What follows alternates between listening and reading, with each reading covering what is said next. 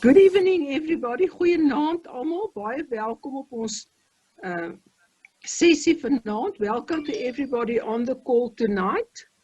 I see we're not as many as we used to be at the beginning of lockdown, but I think it's because most of our members are getting back to normal life again as we used to know it at the beginning of the year.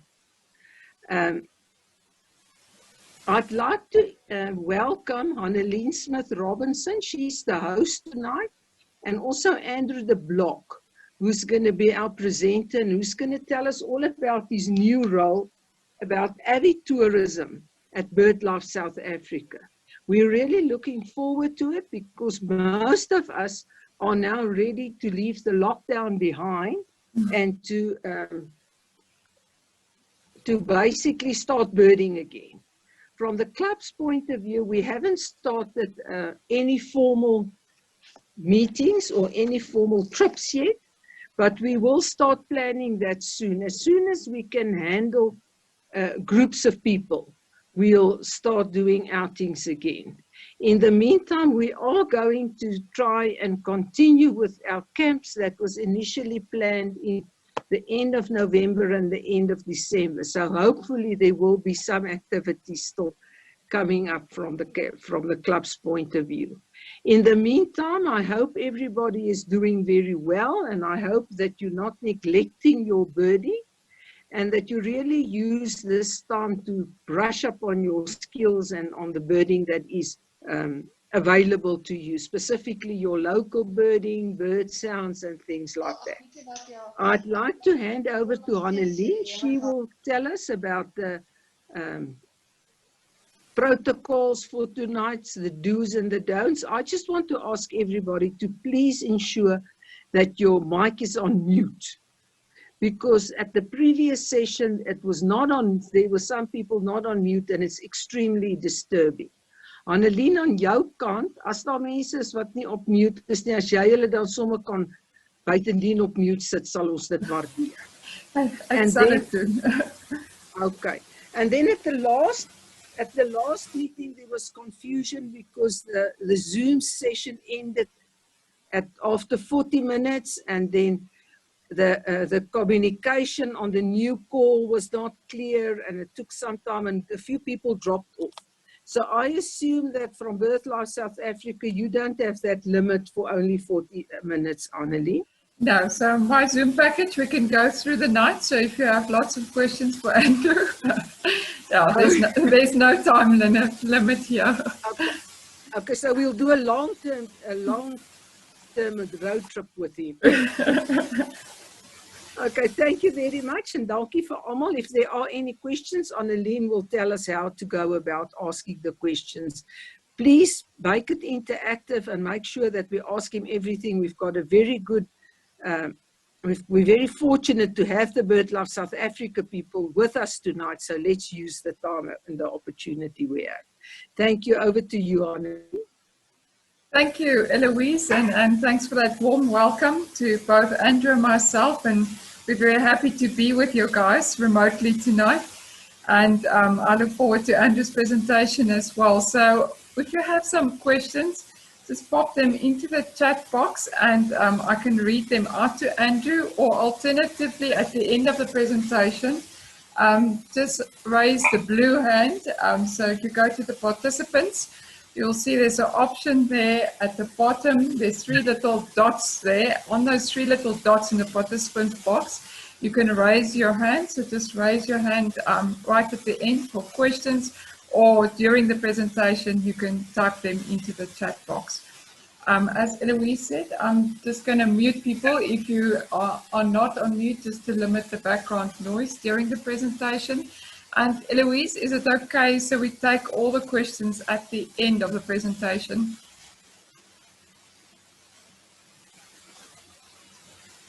I think so, yeah. Great, so unless there's any other questions now, I'd like to introduce Andrew before he starts his presentation. So Andrew is relatively new in his role as Avitourism Project Manager, but he's been with BirdLife South Africa since 2018. So he was part of our seabird conservation program, our resident penguinologist, as he likes to call himself. And I'm very glad that he moved across to the avitourism world, and also I get to manage this program, which is very nice. So Andrew started with us in this role in May 2020, but he's got the absolute correct background for it. Andrew is a birder himself, a very, very passionate birder and a very good birder. So Andrew's actually done some bird guiding, professional bird guiding. He's also a very good pelagic bird guide, and his master's degree from the Fitz Institute of African Ornithology is on the tourism nexus, specifically with bird conservation. And when we started quite fresh. So all of you would probably know that the Avitourism Project is a new project for BirdLife South Africa. It was part of one of our previous projects, and Martin Taylor managed that portfolio. But we decided that we really want to expand on our work with the community bird guides, with birder-friendly operators and birder-friendly establishments, and just marketing birding tourism in South Africa. And therefore we started it as a standalone project within a new program, the Empowering People program. And we really rely on the support of all of you to make a success of this project too. So thank you for joining us tonight, and I'm going to hand over to Andrew to tell us more about this exciting project. Thanks, Andrew. Ja, baie dankie Annelien. Ek neem aan meestal van julle wat in Noord-Gauteng bly is Afrikaans, maar verskoon my asseblief, ek gaan die presentasie in Engels doen.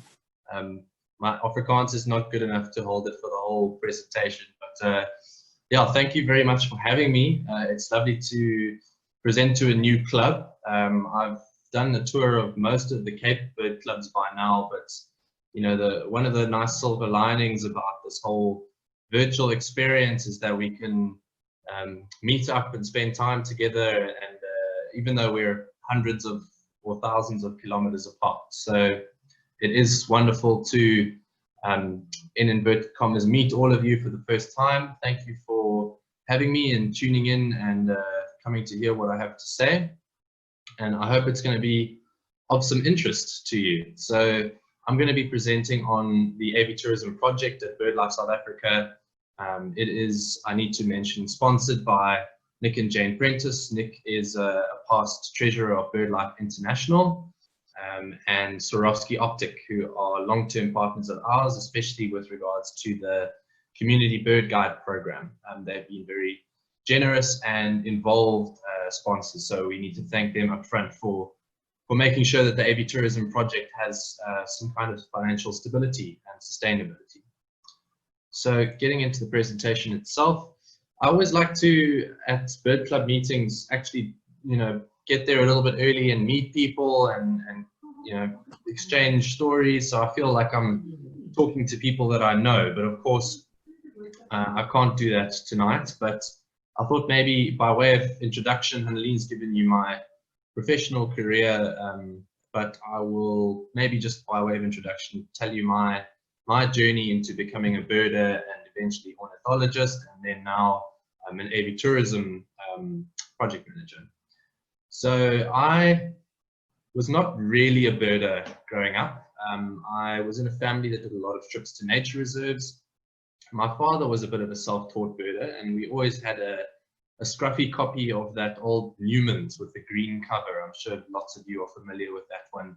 That was his bird book of choice for about 30 years. So we had this outdated Newman's with those tiny maps, and we had binoculars in the car. And every now and again, we'd stop for a Batalua or a lilac-breasted roller or European bee-eater and try and work out what it was and page through the book. But we were not birders by any serious stretch of the imagination. We were interested, but you know, if a call came through about the next lion sighting, we would drop the bird book and race off there. So it was kind of a holiday activity. I never did it when I came back to Cape Town. But I was always passionate about nature and getting outdoors and the environment. And I really enjoyed biology at school, so I signed up to study biology at UCT and went through undergraduate doing ecology and evolution. Those were my majors. And we had a number of field camps as part of that. So one of them was up to the West Coast National Park. And of course, that's well known for all of its wader species on the Langebaan Lagoon. And the Fitzpatrick Institute was involved in the camp and was running a project on birds in the intertidal on the mudflats. And the group assembled to start the fieldwork, and the question from the Fitz people, who was actually Siobhan Reynolds. Some of you might know Siobhan. She's now a lecturer at Wits up in Johannesburg. And she said to the group, does anyone know their birds? And no one really stuck up their hands. So I kind of sheepishly went, yeah, I've been birding before. And she said, great. So we strolled down to the hide and set up the scopes. And Siobhan said, so Andrew, how many species can you make out in this collection of birds? And I looked through the scope, and there was a carpet of grayish brown things and maybe a shell duck and an oyster catcher. So I said, yeah, maybe 3 or 4. I can see, the oyster catcher and the shell duck, and there's a big gray one and a little brown one, but I don't know what they are. And she just said, come with me, my boy. And she took me under her wing, and we had some hard lessons learned on how to identify waders that day. And Siobhan took me under her wing, kind of literally and figuratively, and started me on my birding journey in earnest. She started me paying attention to the birds better, their behavior, and started me on my list. So for those who know me from that experience in second year, when was that? That would have been 2012. Until now, it's been a rocket trip of a career trajectory. From that moment, I started, within 2 years, I was doing kind of part-time professional bird guiding. As Annelien mentioned, I do a lot of pelagics here in Cape Town, and I was doing trips for a couple of companies around the Western Cape and eventually broader South Africa. Within 3 years, I was doing my master's at the Fitzpatrick Institute. And then within 5 or 6 years, I was working at BirdLife. So it was quite a very steep trajectory, if you can put it that way. And these photographs here are kind of a way of introduction. All of these photographs are taken under controlled circumstances on bona fide research projects. I wasn't just playing with birds for fun. On the left-hand side is a much younger me with a Marshall Eagle. I think this moment right here was the first time that I actually considered ornithology as a career. This was helping out Dr. Rowan van Eerden in the Kruger Park, who was doing his PhD at the time on Marshall Eagles and the decline in protected areas across South Africa. And this was the first bird we caught to put a GPS device onto it. This is my first experience of ornithology in action. And holding that Marshall in my hands was such a special goosebumps moment. I'm getting goosebumps just talking about it now. And that was the first time I really thought, yeah, this is very cool. This is something I could maybe do myself.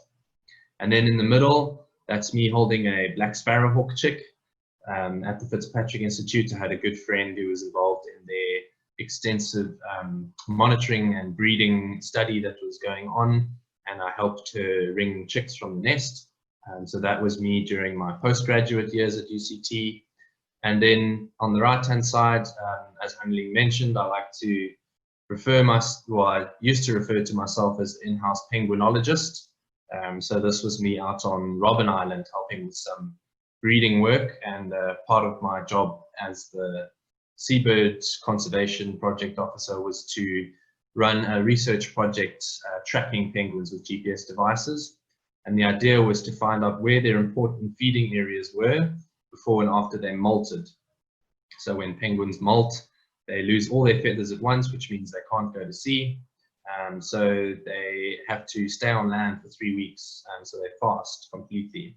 So if they're not very fat before they start fasting, they're in real danger. And if they don't find food very quickly after they've fasted, then they're also in real danger. So we have a project on the go, and my successor now is taking that data and writing it up into management plans and conservation requirements. So I can give you another presentation at some point on the penguin work if you'd like. So that's an introduction to me and how I went from not being very interested in birds to being very passionate about birds, birding, and now avitourism as well. So that's me. So I guess it's a valid question to ask why BirdLife South Africa is involved in avitourism. At our heart, of course, as all of you, I guess, will know, we are a conservation organization, and pretty much most of our staff are trained scientists. We do research and then advocate for conservation action.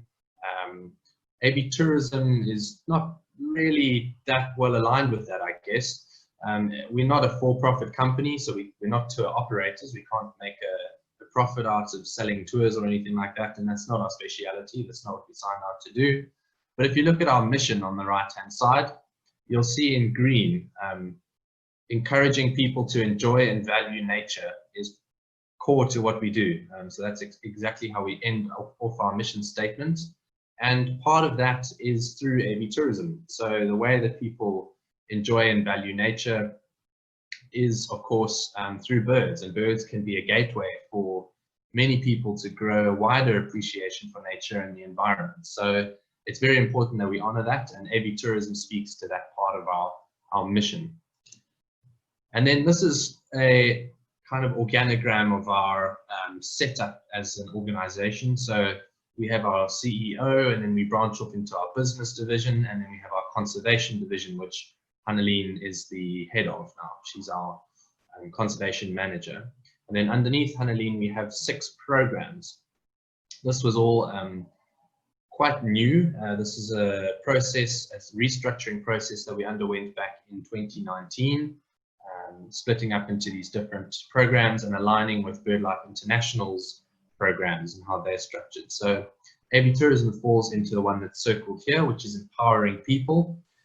Currently, we don't have a program manager, and currently the Avitourism Project is the only project within the Empowering People program, but it's something we're definitely looking to grow. We want to get more involved in the education side of things. I'm sure Hanneline will agree that we've had such a great response in the first few months of me being in the program that we are looking in the not so distant future to grow the avitourism team as well. So it's a real focal point for BirdLife South Africa to grow and increase its influence outside of our direct conservation work. And then another good reason for us to be concerned about avitourism is the fact that most of our members and supporters are avitourists or birders. So it makes sense that we need to cater to our main stakeholders. Of course, the clubs are a massive part of our organization's support, and the work that you guys do in attracting new people to conservation and bringing people into the BirdLife South Africa fold and supporting us and all of our work that we do, we really can't do it without you. So it also makes sense that we give back, and as the leaders in bird conservation in South Africa, we are kind of looked up to as the holders of bird knowledge and that kind of thing. So it's important that we feed that back to people. So to start off the presentation, without really going directly into the avitourism work right now, I'd like to just take a chance to run through some of the different ways that BirdLife South Africa supports birders. I mentioned, of course, birders are core to what we do. It's important to have people that appreciate our work, and it's important for us to value them and give back. So, or value you, not them. I'm speaking to a room full of birders, of course. So here are some of the ways. So of course, bird clubs are one of the main ways. So we have our affiliated bird clubs. We have 44 affiliated bird clubs that are spread across the country. Of course, BLNG is one of them, and one of our bigger and more active clubs. So thank you for all the work that you do. I think bird clubs are a really important way in that we create communities for birders and share experiences, grow our knowledge, practice our hobby together. And I really like the way that the clubs feel like quite a tight-knit community. The clubs that I have visited in the past have all been full of very welcoming people and generally very interested and caring folk who are interested in birds. So I think our bird clubs are a wonderful initiative, and we thank you for the support that you give us. I'd also, I guess I should mention that I am going to be moving up to Johannesburg in the near future, in fact in November. So I'm looking for a Johannesburg-based bird club, and I'm sure that I will be popping in to visit your club as well if you'll have me. I'd love to come and spend an evening visiting you guys and seeing what you get up to. Then another way that we support birders is through creating community via social media. So we have our Facebook group, which actually now this is a slightly outdated slide. We're actually over 40,000 people as part of this group. So it's a wonderful community for people to share experiences, share knowledge, share a lot of photographs, and basically just have collective enjoyment of South Africa's birds. So this is something that we do as well, and it's a lot of active management on behalf of our marketing and social media managers as well. So we also, of course, have Twitter and Instagram feed, although I think Facebook is far and away the way that we engage with people the most. Of course, we have a Facebook group as well as a Facebook page, and the difference is that the page is where we post all of our work that we do and its official communications, and then the group is for people to post their own experiences and their own content that they want to feature. So we have both of those. We also have the South African lists that we produce. So every year we have a list committee that's chaired by Dr. Chris Lotz from Birding Eco Tours, and we put together the list for the year. So that'll include bringing everything in line with the latest taxonomy, looking at what new species have been seen in the region, what splits and what lumps have taken place, and then presenting that to birders who would like to maintain their lists. Of course, there's also the Rarities Committee, which is integral to updating the lists, and that is chaired by Trevor Hardacre, and their job is to vet all the claims of rare birds that are seen in the country. They're presented with information to this committee on the Rarities Committee with some of South Africa's top birders, and they debate the validity of these different records.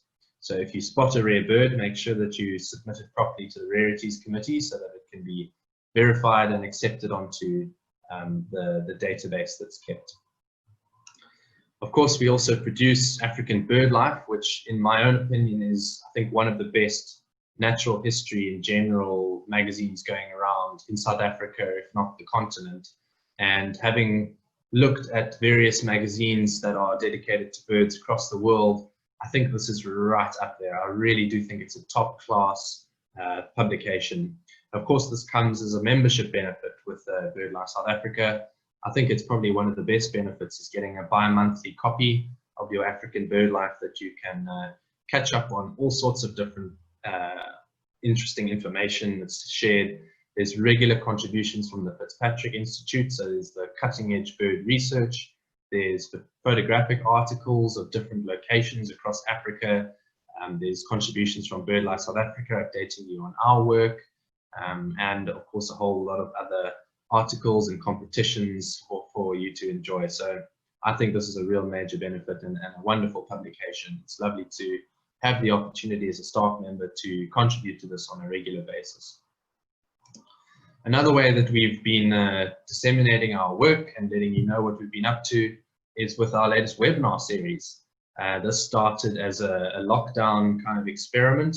Of course, we were not getting out to the clubs to give our talks, so we decided to set up a regular webinar for our staff to do talks and to fill the space that the bird clubs were now finding themselves having without the physical events, and it's kind of grown into a monster of its own. I think Melissa Howes Whitecross has done such a fantastic job putting these together, and we've had some amazing presentations given not only by BirdLife South Africa staff, but we've now got some guest speakers on board, and we've had some amazing presentations. So if you haven't gone and watched these, they are all available on our YouTube as well. So if you did miss them, you can go back and catch up on them. And I highly recommend that you tune in every Tuesday at 7 o'clock. Those of you who watched this last week's presentation. Melissa she was in the hot seat this week and talked about secretary birds, and I thought it was one of the better presentations that we've actually had. It was a sterling presentation, and I'm sorry that you're having to see my face again. I was hosting that webinar, so unfortunately you have to put up with me twice in a week. And if you were at the African Bird Fair, then it's 3 times in a week. So I apologize in advance for that. And then there's Birding Big Day, which we organize every year. Luckily now we have had the situation where travel has eased up enough that we are able to run this year. There was a lot of angst about whether or not we could run this safely within the regulations for COVID. So it is running this year. I think it's the 28th of November, the Saturday. It's always the last Saturday of November. So I think this is one of the most anticipated bird by a year. I know that some teams start many months in advance planning their routes and doing their reconnaissance and gathering intel on where they're going to find different birds.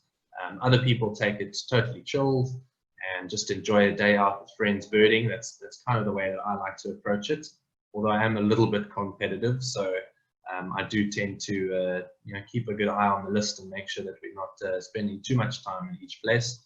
But it's just an excuse to get out and enjoy yourself, enjoy your local areas. Some people make trips out of it and go and do a big day in a new area, but you can make of it what you want. So it's a really nice event to be part of, and I think the partnership with BirdLife to make it a live leaderboard adds a little edge to the event. So I'm really looking forward to this year's Birding Big Day.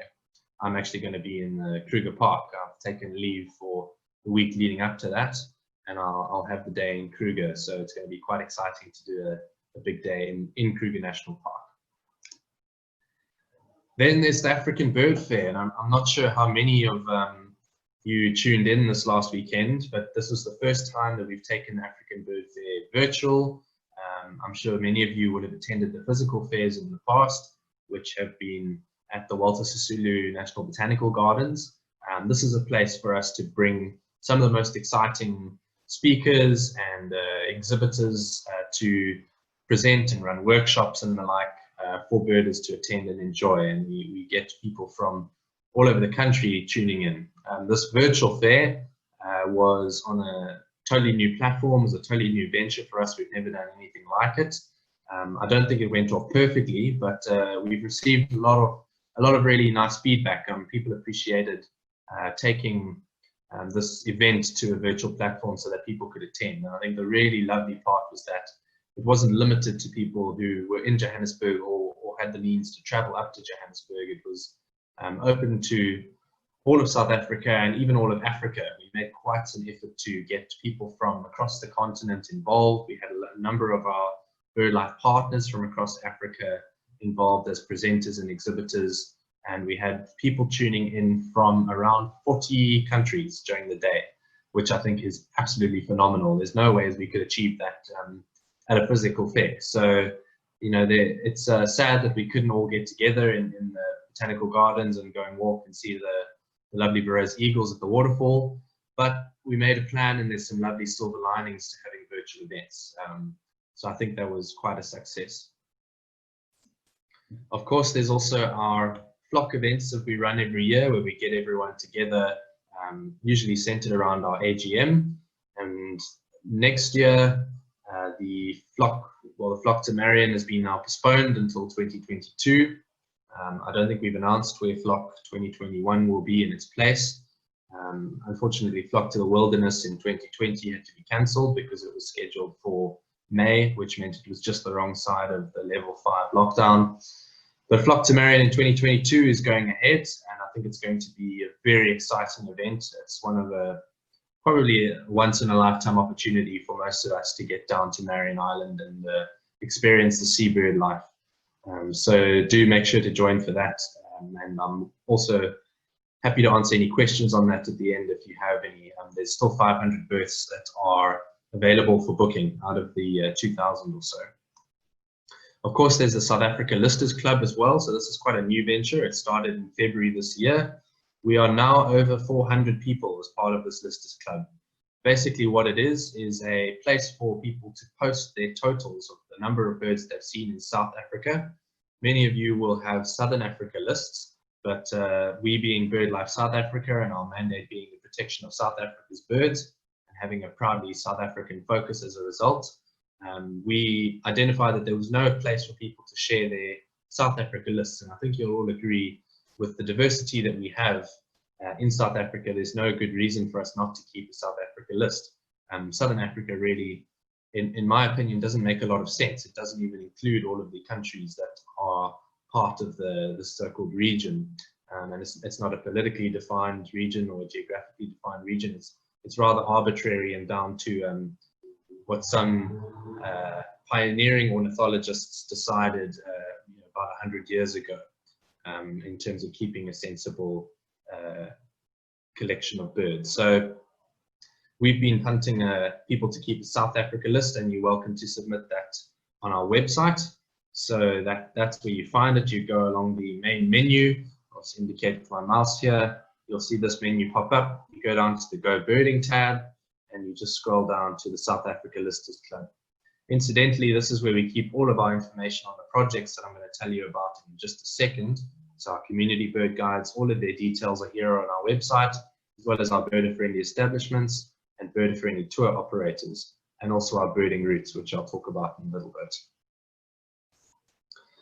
And of course, we have our shop for the birds. So we have our 2021 calendars out for sale. We have our various bird of the year material that we sell, and we have a range of other bird books and bird feeders and binoculars and everything you could want as a birder in the shop for the birds at Isdale House. So if you haven't visited there before, I do recommend a trip. So that's quite a lot, I think, that BirdLife South Africa already does for birds outside of the Avitourism Project work. So I'm going to talk a bit more about exactly what I get up to on a semi-daily basis, I guess. But first, a look at how tourism, how important tourism is to South Africa. Well, these are obviously pre-COVID.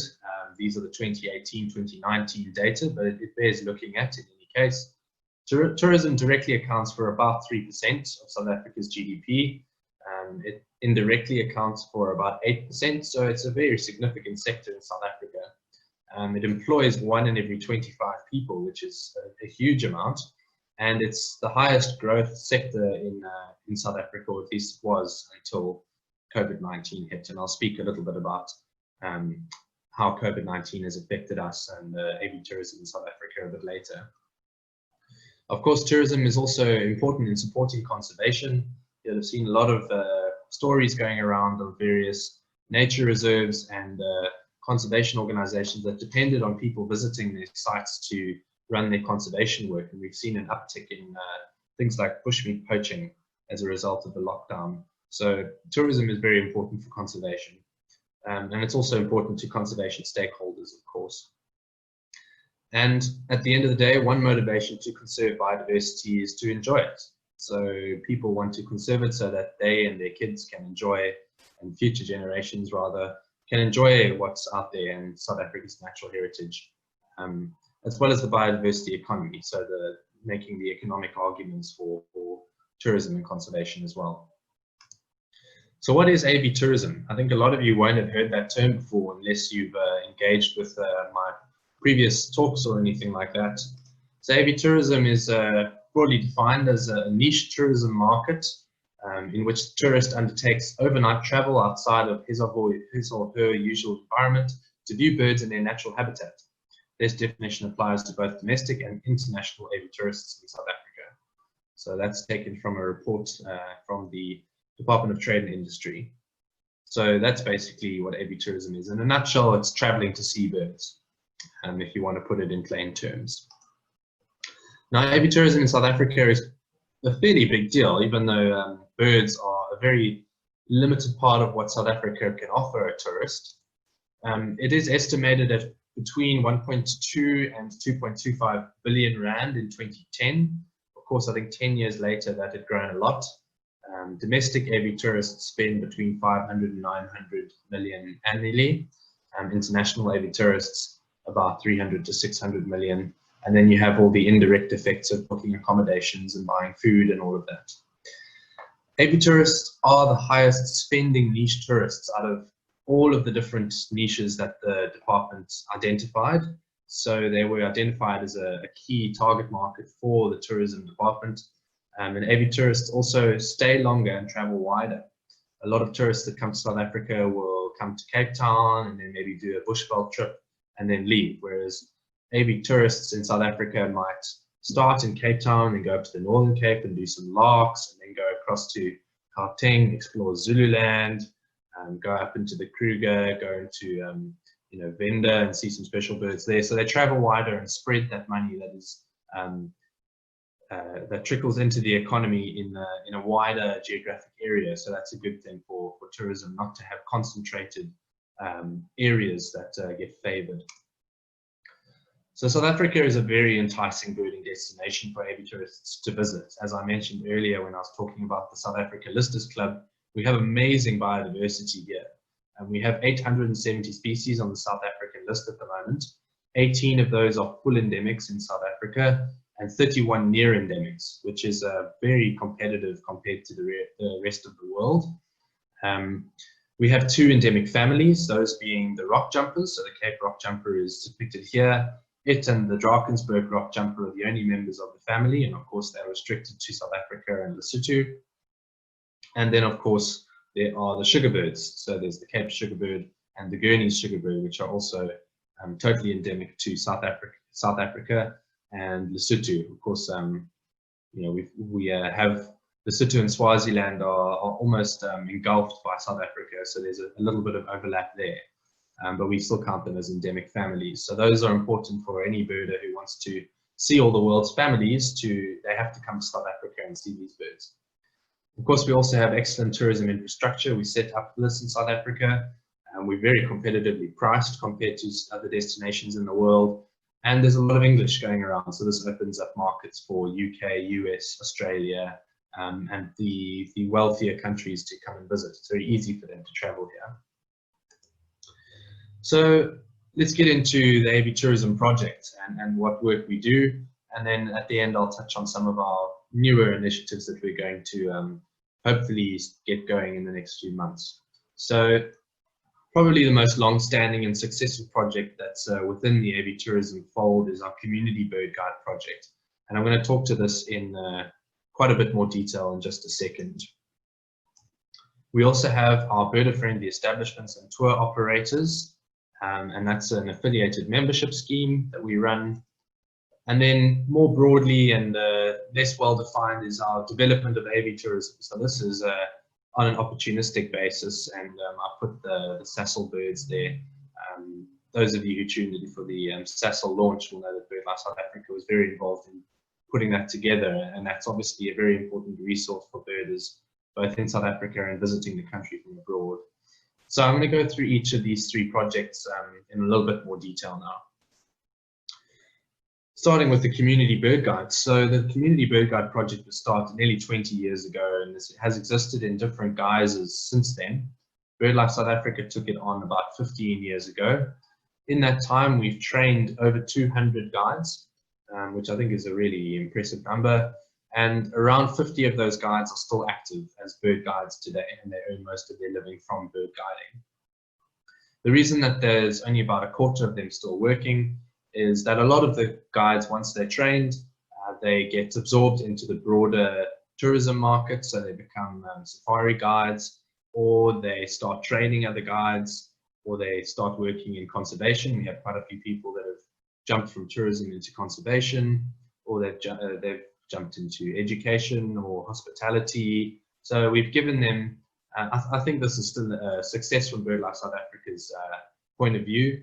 We've given them a platform and skills that were transferable for them to make the next step and give them a career and a livelihood. And I think that passion and that knowledge about birds will never go away, and I'm sure they are still advocating for birds and their conservation in their communities as they go forward, even if they aren't being bird guides. And kind of on that note, our guides have become massive ambassadors for conservation in their communities, and they've reached communities and demographics that BirdLife South Africa has traditionally struggled to engage. A lot of our guides run their own education programs in their communities. They'll go and work with kids who live alongside the borders of national parks or nature reserves, but have no idea kind of what's inside or on the other side of the fence. They've never been in. So they'll give up, they'll go in and guide them for free and educate them on birds and why they're important, and use that as a springboard for them to grow an appreciation for their environment. And I think if we're going to be successful in conserving South Africa's birds, it's so important we reach young people and people in those rural communities that are going to be making decisions that affect the conservation of birds going forward. So our community bird guides have done an amazing job at engaging these communities, and I think the impact footprint of our project for the community bird guide project is huge. And it's far exceeded just giving training and upskilling a few individuals. I think it's had community level benefits, which is really nice to see. So what next for the community bird guide project? Well, on the left hand side you can see one of the little school groups that was started up, a little school bird club by one of our guides, and they're taking them out and they're taking turns to use the binoculars and view some birds. The guides usually do this of their own volition and off their own blood, sweat and tears and their own wallet. So we'd like to be able to support them a bit better in that, and we're looking at ways that we can partner and support them in that. It's also been shown in the COVID situation that having all your eggs in the guiding basket is a risky strategy. So if we can get the guides education programs to give them an extra livelihood, well then that'll be worth it. And on the right hand side, I'm not sure if any of you have guessed this, but that depicts our woman birders. So the greater painted snipe is one of the few birds where the female is a lot more brightly colored than the male, so I included it here. And we are putting a big focus on our women bird guides who we train at around 50% or just under 50% females in our training groups, but we only have about 20% of our active guides being women. So there's quite a high dropout rate, and I think the guiding industry is quite male dominated and is a difficult place to come into as a woman. So we're trying to offer extra support and bring that ratio up a little bit. So we're encouraging people to use our women bird guides. We're trying to elevate them on our social media platforms, etc., etc. So that's also a big focus for us going forward. And then in terms of post-training support, we don't just train the guides. We give them an accredited FAGASA nature guiding course, and then afterwards we don't just say, well, thank you very much for coming to the course, goodbye, good luck in the cruel wide world out there. We have a very good relationship with our guides going forward. Even though they are freelancers, we don't manage them directly. We have a very close relationship with most of our guides. We help through our partnership with Rarities Optic to give them branded uniforms. Some of the top guides get a loan pair of high-end Swarovski binoculars, which I think you can all agree is a real nice benefit to have. And it makes the guides feel that they are professionals in their own right. It makes them feel like they really belong at the top echelons of birding. And also when clients come and visit them, they'll see a guide looking smart, but professional, with a high-end pair of binoculars, and immediately you just subconsciously take them a lot more seriously and listen a bit closer to what they have to say. So I think it's a really wonderful partnership that we have with Rarities Optic, and we also try to do some refresher courses. Of course, we market them heavily on our website and through our social media. So we have a very good relationship, and I think that's important. We don't just want to train them and then leave them to their own devices, because it can be very difficult to crack that market. And BirdLife South Africa has a wonderful network of birders and bird clubs that we can engage to try and support them in their new careers once they've started. So that's it for the Community Bird Guide project for now. I'm going to move on to our birder-friendly establishments. So these are establishments, so accommodations, lodges, campsites, B&Bs spread across the country who can cater for birders. So there's an application process that they have to go through. They do a self-assessment on various ways that they can cater for birders, whether that is having a guide service available for people visiting, whether they have bird lists available, whether they can do early packed breakfasts in the morning. Of course, that's very important if you're going out early in the morning to have your breakfast. You don't want to lose out on that benefit with your B&B. We also want them to have sustainable practices at their sites. So do they have water-wise usage? Do they have indigenous gardens to attract birds? That kind of thing. Can they give information to birders who are visiting? And they pay a subscription to be affiliated to us. Once we've accepted their application, they get to put our birder-friendly logo onto their website and onto their materials, which you can see on the top right. And we issue them with a certificate as well. So here's one on the left-hand side. It was a new BFE in Swaziland, or Eswatini, that joined this year. And we also give them a number of benefits. They get to advertise on our website, and we also give them quarterly newsletters, exclusive newsletters. And they also get other benefits as well, like, for instance, at the bird fair, they were allowed to exhibit at a discounted price. So there's a whole range of benefits that comes with being a BFE, as we call them. Our birder-friendly tour operators is much the same, except that they are companies that offer bird tours. So here you can see all the current ones. It's a little bit outdated. There's one or two more that have joined in the last 2 months or so since I made this slide. They are tour operators who sign on to the highest code of bird ethics, and they also have to have all licensed guides and have a good track record, and they also commit to using our community bird guides wherever possible, as well as our birder-friendly establishments. So the two programs support each other. So the BFEs will keep our BFTO details on their books, and the BFTOs will use the BFEs whenever they're in those areas. So it's a nice synergistic relationship there. The BFTOs have also gone above and beyond, mostly in terms of becoming important conservation partners. I'd like to just bring out two who I think most of you will be familiar with. Rock Jumper are an international company now, run by Adam Riley and based out of Pietermaritzburg. But they are a huge partner of ours now in various fundraisers. They support all of our events, and they even sponsor a position at BirdLife South Africa, which is called, and I might need Hadeline to correct me if I get this wrong, but the Rock Jumper Fellow of White-Winged Flufftail Conservation. So it's the Rock Jumpers and the Flufftails put together in that title. And then Birding Ecotours. So Chris Lotz does a lot of work with us. He chairs our list committee, as I said earlier, and offers up his help on various projects that we run as well.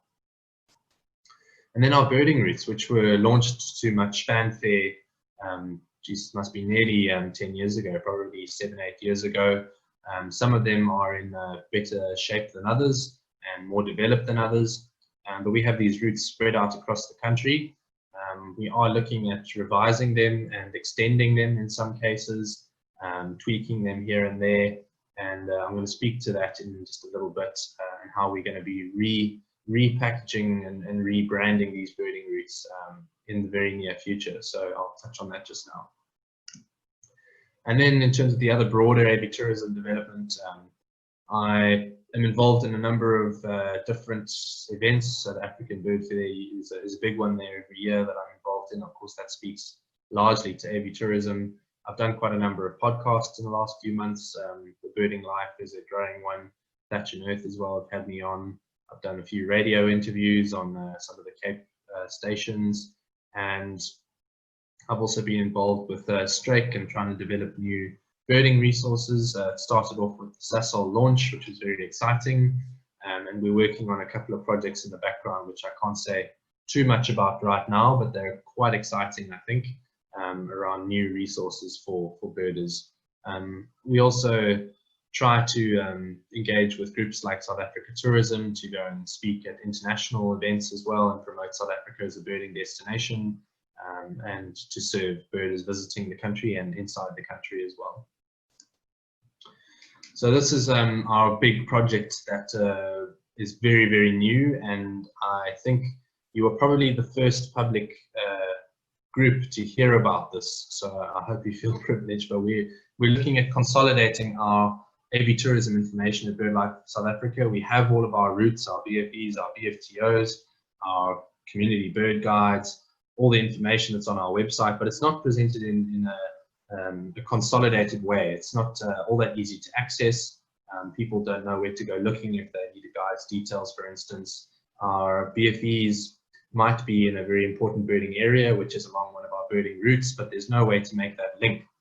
So we see a niche here for us to go into this and start to connect the dots, as it were, and try and present avitourism in a more avitourism information, at least in a more integrated fashion, so that people can access it a lot easier and it makes a lot more sense.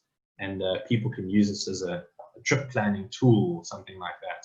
So this is kind of our first announcement ever of what we're going to be calling Sabota. So it's the South African birding online tool for avitourism. So I kind of MacGyvered the words to make a species name. I quite like it. I like the prospect of people saying, I haven't been out to Marievale for quite a while, and you know, can I go and look on Sabota for that? So that's going to be our platform, our new web page, which we're hoping is going to have a navigable map, which all of our birding routes will be on. You'll have sites and pins for the different locations that you can go birding, and you can just log on, go and see which guides are in the area, get all their details and the bird lists and everything all in one place. So I think that's really, really exciting. I think it's going to put BirdLife South Africa right at the forefront of avitourism in South Africa, and potentially also launch something a bit larger than that. So yeah, I'm not going to read through everything, but we should have our routes up there, our guides, establishments, our lists. And then we can have recommended books, bird books. We can sell them through the website, recommended apps, tips and tricks for ID, you know, have latest sightings. I mean, there's a lot that we can do, and I think it can be improved on a lot. And now that we have a dedicated avitourism project manager, we can make things happen. I think beforehand, avitourism was one of many projects in one person's portfolio. Now it's my dedicated job. So this is my grand vision that I walked into the position with, and now we have some initial funding for this, so we're going to get the ball rolling very soon. So that's that for the Avitourism Project. I'd like to just talk a bit about how COVID-19 has affected tourism and avitourism in South Africa. It's been devastating, and there's no sugarcoating it, and there's no point beating around the bush, I guess. It's been really, really tough.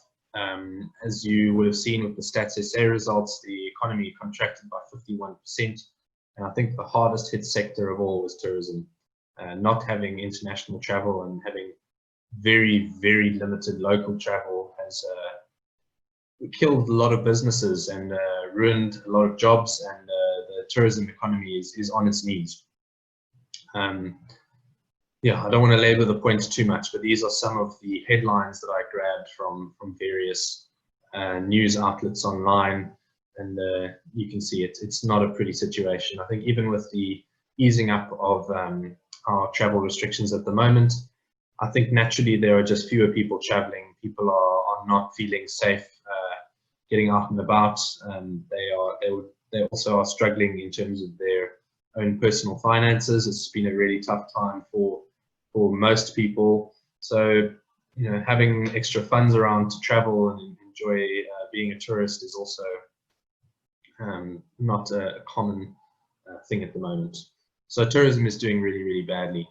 But one of the ways that we are looking at how to recover from this, well, firstly stabilize and then recover, is through engagements with the ministry. So Annelien and myself have been part of a working group, which is part of this broader engagement through the IUCN, which is the International Union for the Conservation of Nature.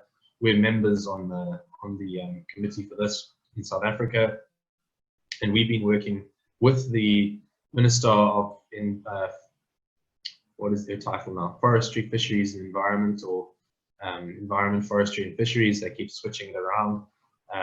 We've been working with her in her office, as well as a whole host of other NGOs, to come up with projects and programs that can revitalize the nature-based tourism industry. So we are working closely with them to make sure that those do happen, and that when we do recover, we favor green situations. So whether that is supporting renewable energy and healthy landscapes, those kinds of things that will have environmental payoffs, making sure that we are resilient to climate change that's coming, that actually is happening already.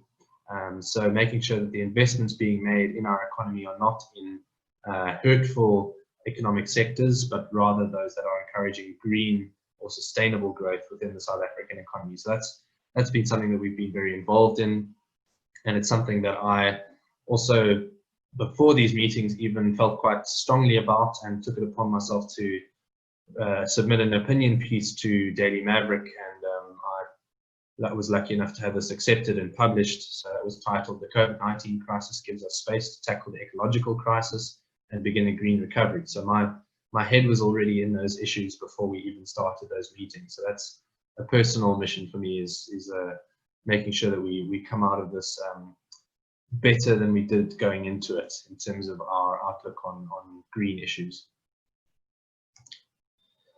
And then something that a lot of you will have heard about is the Community Bird Guide Relief Fund. So with COVID getting sprung on us and the global pandemic developing as quickly as it did, we realized quite quickly that our most vulnerable members in this birding community were going to be our bird guides. These are guys who generally support extended families. They're usually sole breadwinners. They rely entirely on tourism and people moving around, and it was clear that this was going to be, the rug was going to be taken out from underneath their feet. So before I even started this position in May, actually, I was called into action a couple of weeks early to establish this relief fund in April. So what we did is we had a little committee made up of a couple of board members and senior management and myself. And we put our heads together, got some seed funding from our own BirdLife South Africa budgets, and put out a crowdfunding appeal to the birding community at large, mostly locally and also a couple of internationals. And we said, please help our guides. They are going to lose their work for the foreseeable future. We had no idea how long it was going to last at that point. And they had no safety nets. There's no UIF for them. At that stage, there was absolutely no indication from government that any freelance tourism operators were going to get any kind of relief. It was all for established tourism businesses.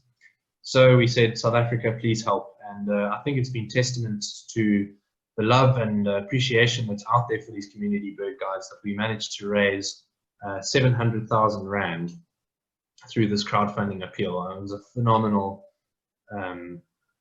response, and our gratitude is just immense to all of you from behalf of BirdLife South Africa and the community bird guides who benefited from this. Within 2 weeks of launching it in April, we were supporting over 30 guides with money to cover their essential basics, so food, water, electricity, supporting their family with medicine, rent, basically keeping them afloat. We weren't able to replace all of their income, but we were at least able to make sure that they didn't go under as a result of this.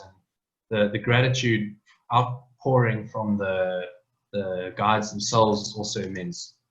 My inbox and Hanleen's inbox were filled with images like this of just absolute gratitude for this literal lifeline that was given to them.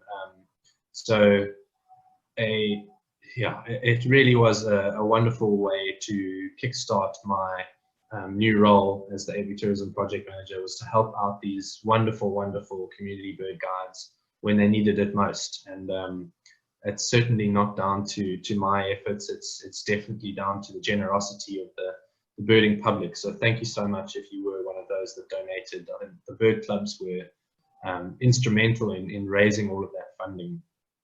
And it truly did go to a meaningful place. So this is just to say a massive, massive thank you from us, a massive thank you from the guides for contributing to that and being a literal lifeline in a crisis.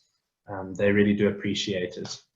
The outlook for the Community Bird Guide Relief Fund is as such. So we decided that with the donor fatigue that we've been seeing in the last 2 months, as people's personal finances are getting very tight, and as there's various other causes that are in need, we've seen fewer and fewer donations coming through for the fund. So I think that was natural. This was never going to be a long-term sustained campaign. And with travel opening up, we've kind of switched strategy from taking donations to asking people to use the guide services instead and giving them work instead of handouts. So we have some money left in the fund. We're putting out monthly payments in September and October, and by November the fund will be depleted. So we'll have dispersed all of the 700,000 Rand that was raised to the guides directly to their pockets. BirdLife South Africa took no administration fees or management fees on that, and it all went directly to the guides. So that's the state of the Community Bird Guide Relief Fund. Where to now in the project? Well, I feel like I've now found my feet. I've been in the position now for 4 months, which is probably enough time to get to grips with everything that I need to be doing. During this lockdown, we've taken the opportunity to establish a whole lot of new partnerships. Having virtual meetings has really opened up that space for us. We're able to have conversations with all sorts of people from different industries, and people are looking for new ways to get involved, and they see BirdLife South Africa as a good partner for these. So I'm talking to quite a number of different organizations about starting up BirdLife South Africa branded birding weekends. We're talking about places like the Makuleke concession, so really top spots for birders, and working with local operators to bring those to birders at hopefully affordable prices. We're looking at, as I said, the different ways to develop the community bird guides and their projects going forward. We've got a number of guide training opportunities coming up in early 2021. Like I said, I'm working with Strake on a few birding resources. So things are very active. I have a lot of work on my plate at the moment. It's very exciting to have all these balls up in the air. Of course, there was the bird fair recently. So yeah, it is a very exciting position to be in. I am absolutely loving this new role at BirdLife South Africa. It's gone very well, and I'm very optimistic about the future of this project, and I look forward to all the good that can come of it. So that's that. The last things I want to say, my closing slides now. Please support our community bird guides. They are working again. They are working within the COVID regulations that have been put out for the tourism industry. BirdLife South Africa put out a recommended protocol for running bird tours to help the guides run their businesses at minimal risk. We did have a couple of guides actually contract the virus, but I tell you, it's a very nice, tightly knit community, these bird guides. We have a WhatsApp group which is very, very active, and people are supportive of each other all the time, and they're referring clients on to one another. And when someone is ill or someone lost a family member recently, it does feel like a family.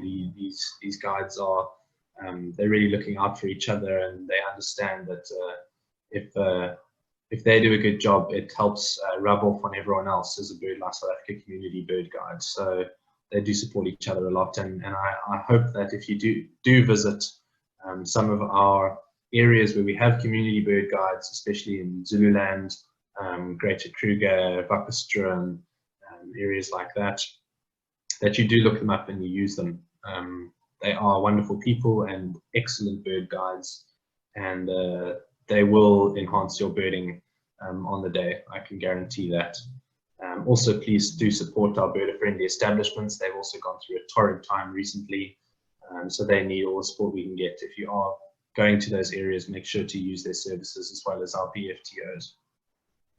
And then Eloise asked me to put in a last slide on our Avitourism month, which is coming up on Conservation Conversations. We're having 4 webinars during October.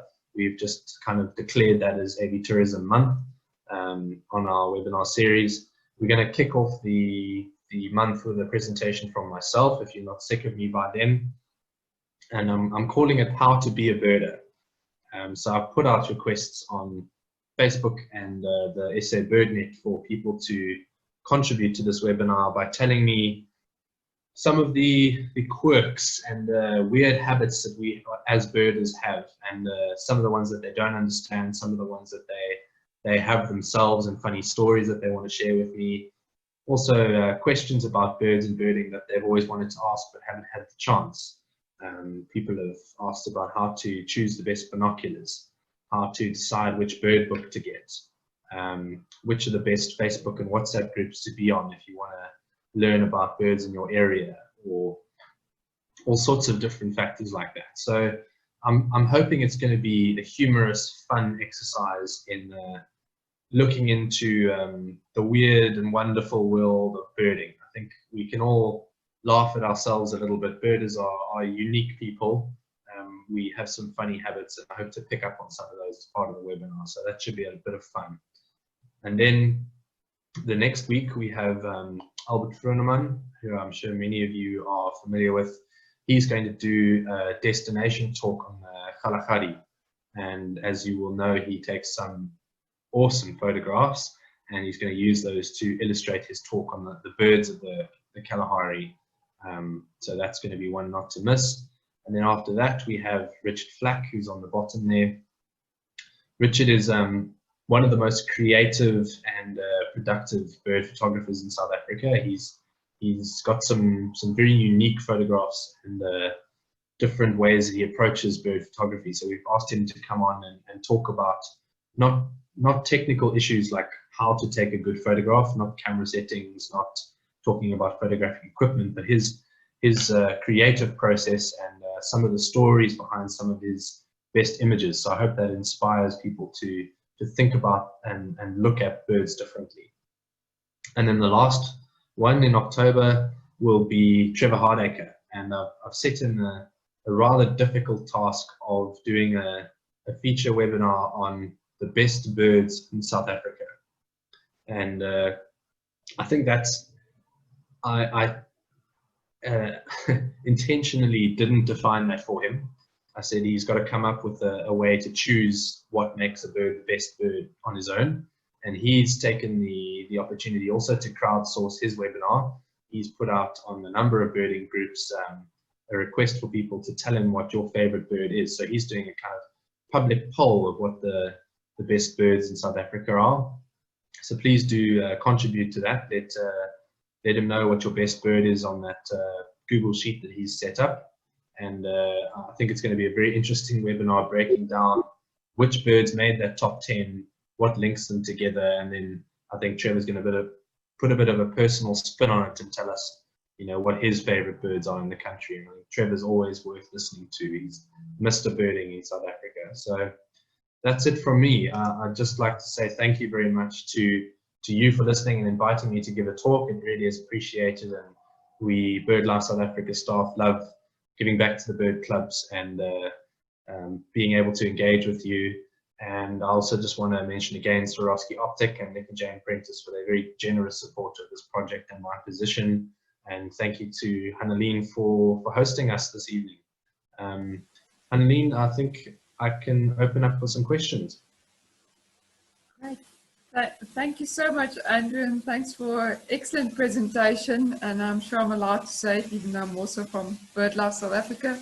But I was really proud listening to your presentation. I really enjoyed it as well. Thank you. So there's a couple of comments in the chat box, and everybody's very excited about the Sabota tool. So no time to be wasted there, Andrew. Yeah, so and another comment from Henny here is that he says that he really hopes that the guides will stop only chasing the big five and really start to focus on the birds as well when they're doing their drives in the different nature reserves and national parks.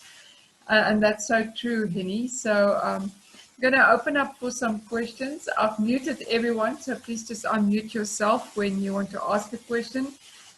Feel free to raise your hand using that tool, or the three little dots, as I said, in the participant box. And if you're not exactly sure where that is, just unmute yourself and ask a question. We're not that many people on the call, so it should be okay.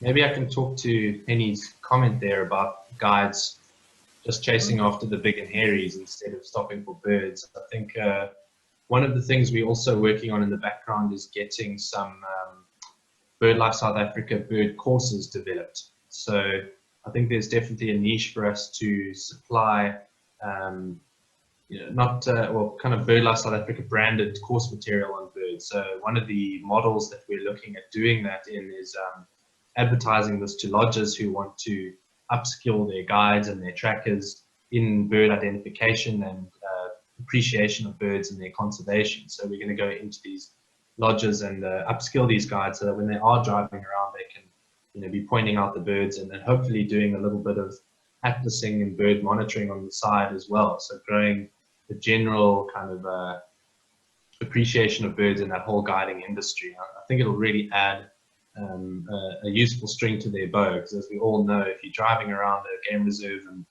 there's no animals around to enjoy, well, there's always birds. Doesn't matter what time of day you're out, it doesn't matter where you are, there's always birds to enjoy. So it definitely adds to that whole guided experience. Thanks, Andrew. I don't see any hands, so please feel free to just ask some questions.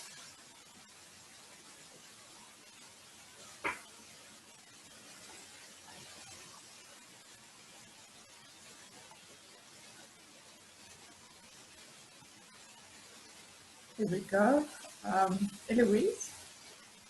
And from my side, I think Andrew had a fantastic presentation.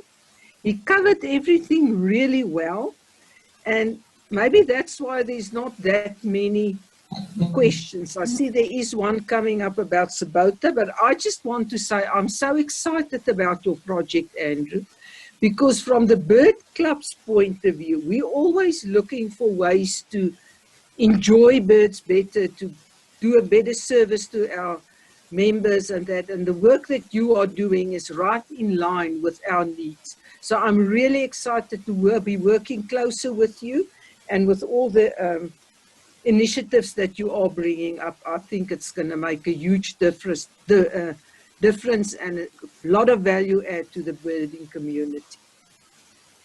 Yeah, thank you, Louise. I'm also looking forward to working with the bird clubs. I mean, I've never had a bad experience interacting with the bird club or with their members and committee. I think it's just a wonderful community of people, and you support our work so well. So I'm so excited to be working with you guys going forward and helping grow people's enjoyment of birds. That's something that I'm really passionate about in my personal life as well. So it's important to me, both professionally and personally.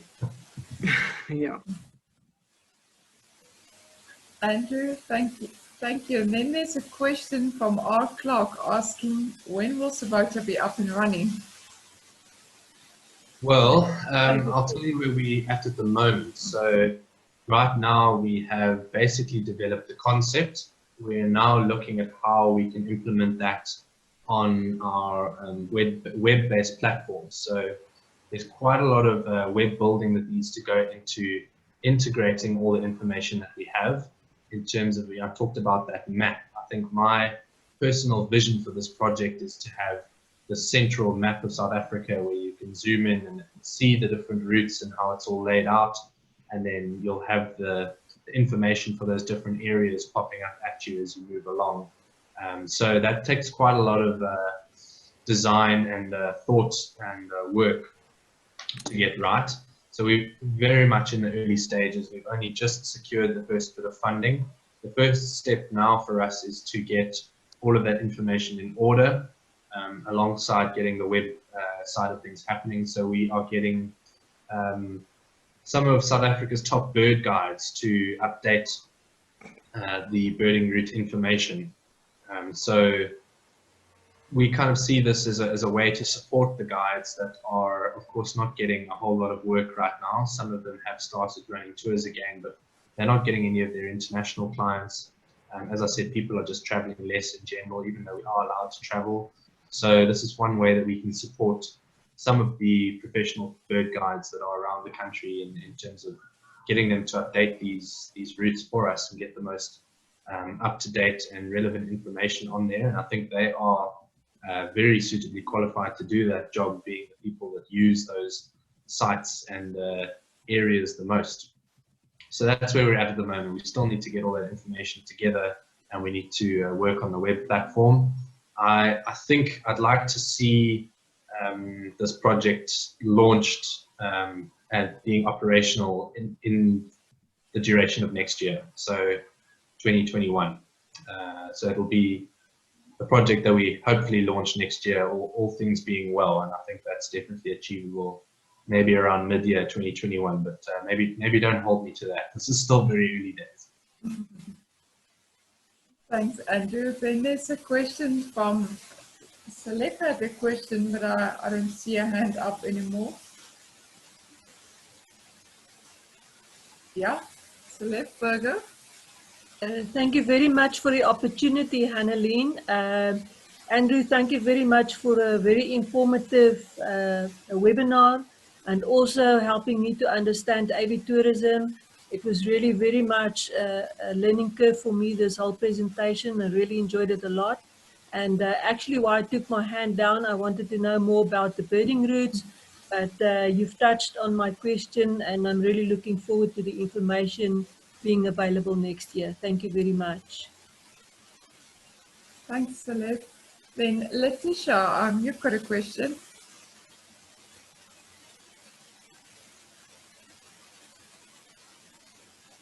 Letitia, just unmute yourself, or I can do it for you.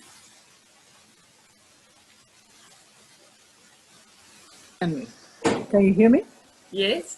Yes. Yeah. Hanneleen, Andrew, the BirdLife magazine is an amazing magazine with a quality of content as well as presentation.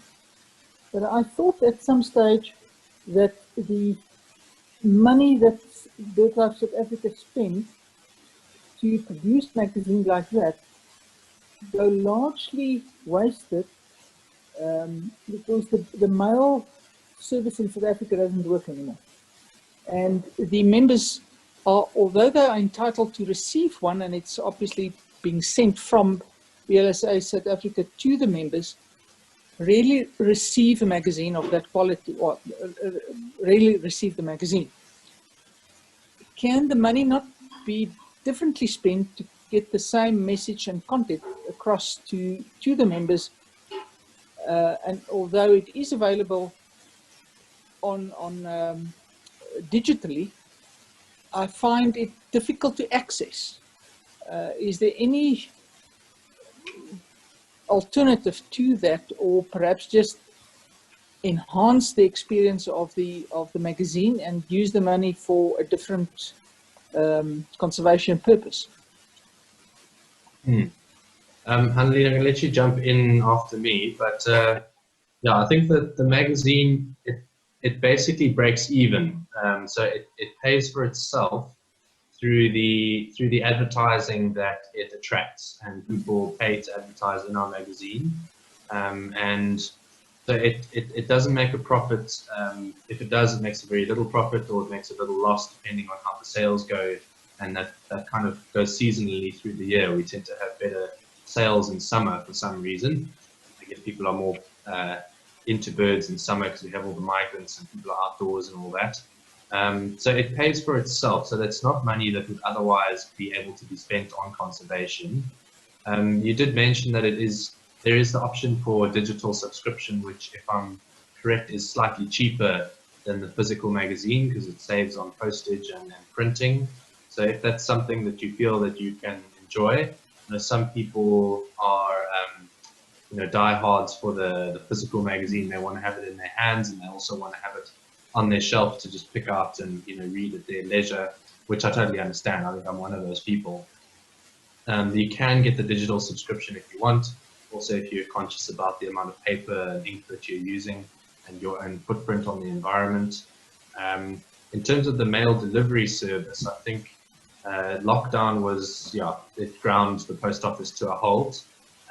We did start offering everyone digital copies of the magazine, the last issue, because people were complaining that they hadn't received theirs. They are starting to be delivered now. I know the ones to my home were delivered about 2 weeks ago, and there were 2 magazines that came together. So they are starting to get through, and they should get to you. And I understand before lockdown, the post office is,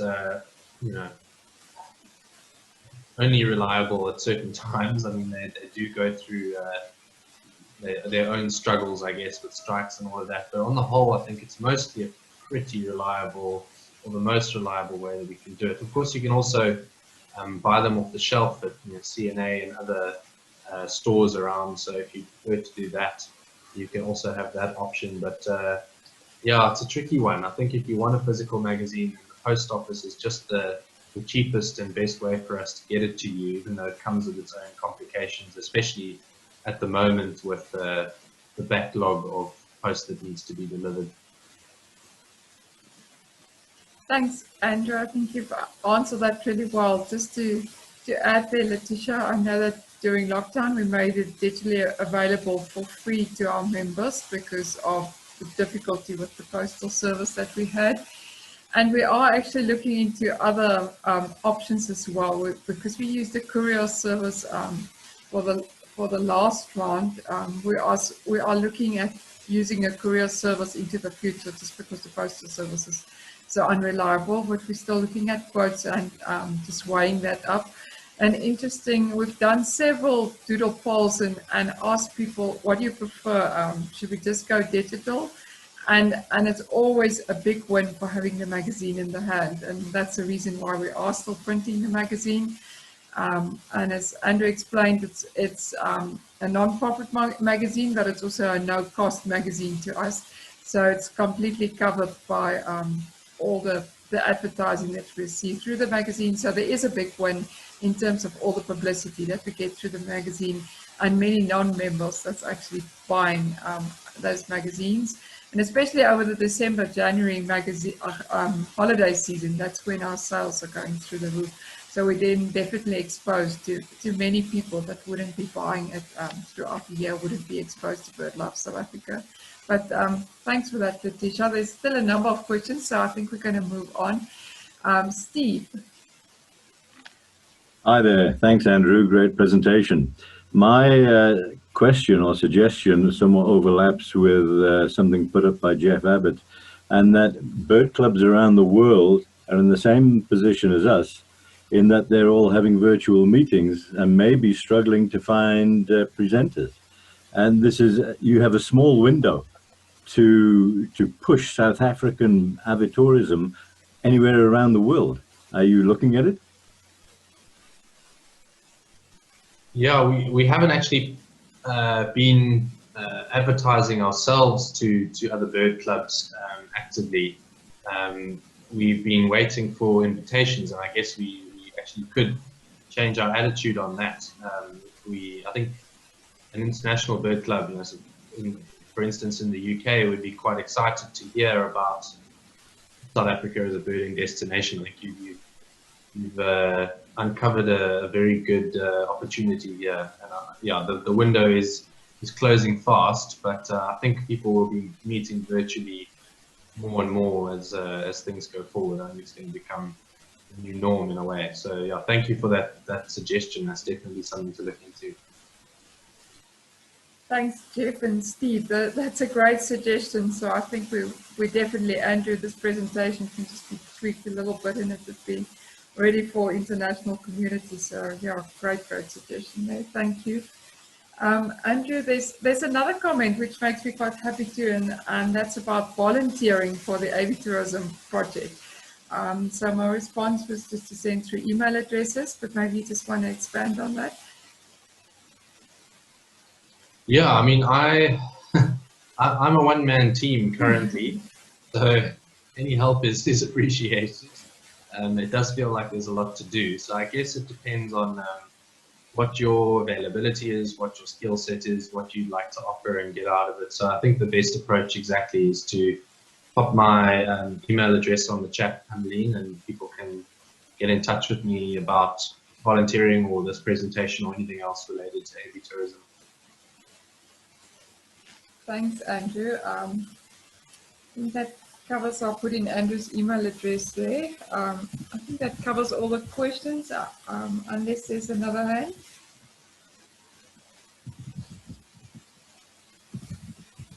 Andrew, I'm going to ask you one question, just because I'd like us to talk about it in sort of in ending, and that's the birding routes and also the bird guides. We've got a very heavy presence in the Lowveld and also northern KZN. What do you think we can do to spread it more evenly throughout the country and focus on some of our other birding spots, so Western Cape, Drakensberg as an example. Yeah, I think that's a very good question. So I think we have a very good presence in Limpopo, Mpumalanga, and KwaZulu-Natal as basically a product of where the project started. It started 20 years ago with the Great Limpopo birding route, and that was Ben de Boer and Joe Grossel and others. And then it grew into KZN with Duncan Butchert and Mark Taylor and others who, you know, were present in that area. And of course, it's the Lowveld and KZN are probably our two most popular and productive birding areas in the country in terms of diversity and numbers. So it makes sense that we service those areas first.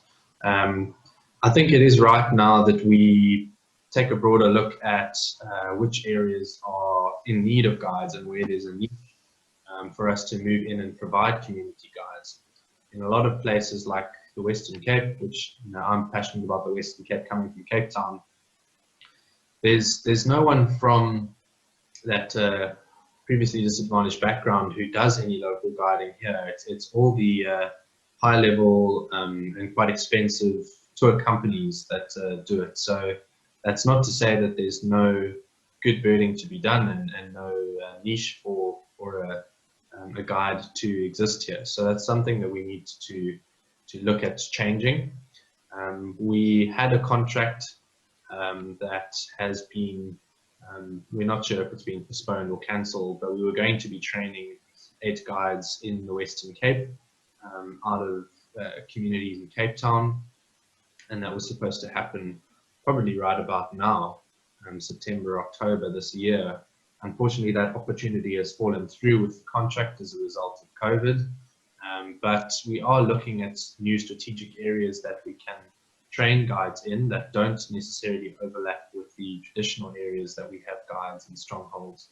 The challenge with that is getting the guides proper mentoring opportunities and making sure that they have access to market when they graduate their training. Of course, there's benefit to having guides in Zululand that can work together and they have word of mouth and things like that. In Cape Town, it would be quite a lonely position for a while. So we're looking at strategic areas. The Western Cape is one. The grasslands of the Eastern Free State and Western KZN, as well as the Maluti-Drakensberg area, is another area where we have already a conservation presence through Ngula Nature Reserve and our projects on grassland species. And we're looking to pair those with avitourism as well. So using avitourism as a community benefit leveraging point for getting important conservation funding, and then getting communities in those areas to get involved in guiding people around and getting involved in the avitourism industry and building up those areas as a new avitourism hotspot. So marketing it to individuals such as yourselves to go and visit Harrismith for the weekend, which you wouldn't normally have done. But there's a number of really wonderful species there. You've got Golden Gate National Park just a stone's throw away. You've got the Drakensberg right there, so you could go and visit 3 or 4 community bird guides, scoop 10 lifers and go very happy back to Johannesburg, for instance, or Pretoria. So that's the kind of strategic way we want to build the community bird guide training program going forward. Thanks for that question, Hanlene. Thanks, Andrew. I think we're going to stop there, Eloise. Thank you so much, Andrew, again, and thanks to everyone for taking some time out tonight. I know there's many webinars on the go to listen and to join us for Andrew's presentation. And we look forward to your further support. And I think Eloise has just got some last comments there. I just want as a last comment to thank you, Hanlene, as well as thank you, Andrew. This was a really informative presentation. The exciting thing is, even though we were locked down, there's all these exciting things that has been going on, and that is something that we can look forward to once we start birding again. So I really want to thank you, and I want to wish you all the best of luck going forward.